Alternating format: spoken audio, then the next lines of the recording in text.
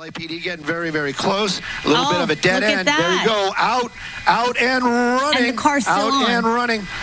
Yep, car's still going, but it's kind of bumped into some gating right there. Wow, look at this guy go 15 miles. I wonder why, Stu. Just kind of watch it. But this driver is continuing to try to get away. These high speeds, though, very dangerous. I'm pretty worried about public safety and, of course, that driver as well. Yeah, public safety, absolutely. I mean, it just takes one moment, someone to step out onto the roadway. And when you're talking about someone going on the wrong side of the street, wow, look at that maneuver. On the sidewalk. Yeah, on the sidewalk. Yeah. I saw him several times going in and out of parking lots, too, to make quick exits. So the LAPD is trailing this guy, right? So we've got the LAPD. Is the CHP involved as well? You know, with CHP not involved, they were going to try to hand it off when it was onto the. You know, it was.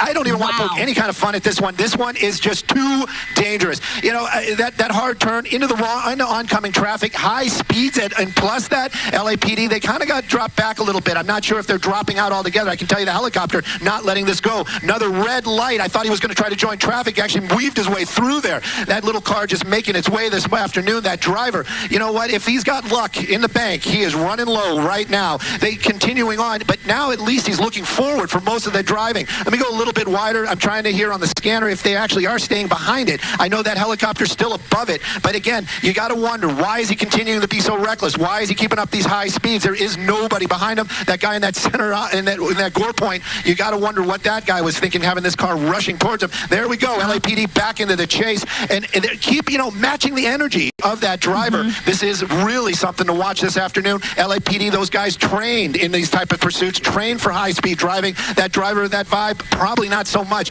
And we saw how poor the performance is at high speeds if that vehicle tries to stop or even tries to make a quick lane change. We've seen this thing sliding. Oh, my gosh. Oh, my gosh. He's just gliding. He's gliding. It's almost like you're watching someone on the ice, right? The way he's just gliding in and out of lanes there.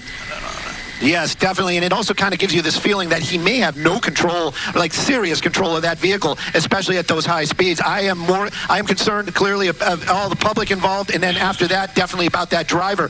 Keeping an eye on him there. This is one of those times where we can really get a close shot of him. You can see him. It seems to be a white male behind the wheel, and you know, just driving. And you know, when I do those tight shots, every now and then you'll get a glimpse of what's flying by him. Those are other vehicles. You know, if right now we're down to about 50 miles an hour, that's probably. He might be trying to do a pit. That officer might actually be trying to do a pit. Awfully close to the vehicle. He is matching the energy of that driver. You know, sometimes when the chase gets too dangerous, we see police back off, right? They don't want to endanger the public. But in this case, it's interesting to see that the police vehicle is trying to basically catch up, perhaps do a pit maneuver on this vehicle.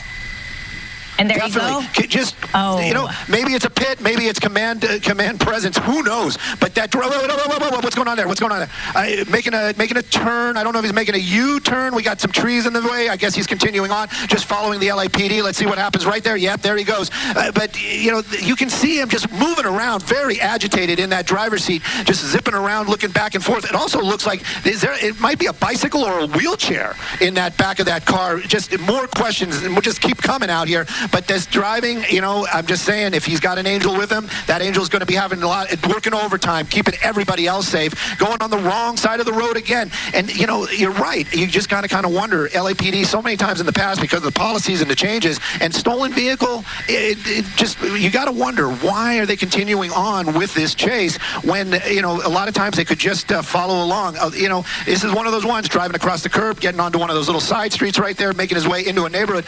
He is starting to put the little space between him. Oh, I guess not. One of those LAPD officers not even giving up at all. But it does look like maybe he's looking for a place to pull over. We saw him I just saw him make that little kind of like getting over to the curb type of thing.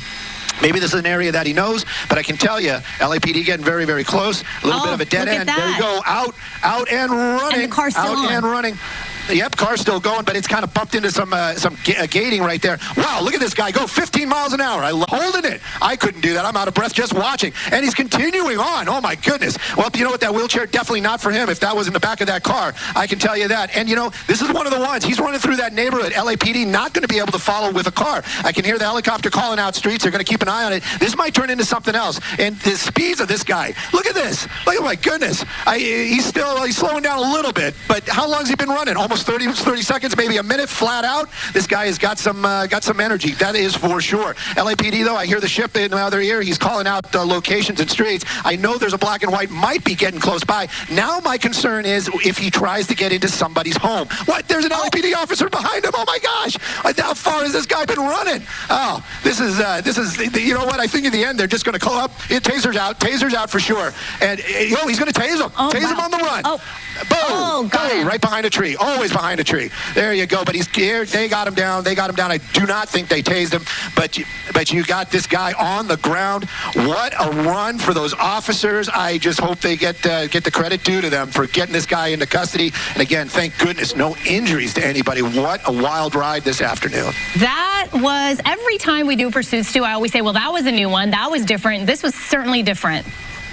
This was definitely something that we hadn't seen in a long time. That high speeds, I never saw a vibe in a pursuit. But I can tell you that suspect in custody right now, I'm sure they're going to call at least for an ambulance just to check on this guy, especially after that long run. He's in cuffs right now. Adrenaline is a powerful drug. There is no doubt about it. I'm sure water is going to be needed all around. But those officers keeping up with that guy, that was something to see for sure. Yeah, it absolutely was. And you have to, in addition to the stolen car, which of course he will face charges for, they were taking notes. Every kind of a violation that happened during that crazy pursuit with blowing through red lights, just breaking the rules all the way around, he's going to face a ton of charges. And you have to wonder about that passenger who was let out. We don't know. Yep. It looked like a woman, but we don't know who she was. We don't know if she knows this guy, if she just happened to be collateral damage. Perhaps she owns the car. Who knows? We're going to get more information on that. Of course, we'll have more on this during the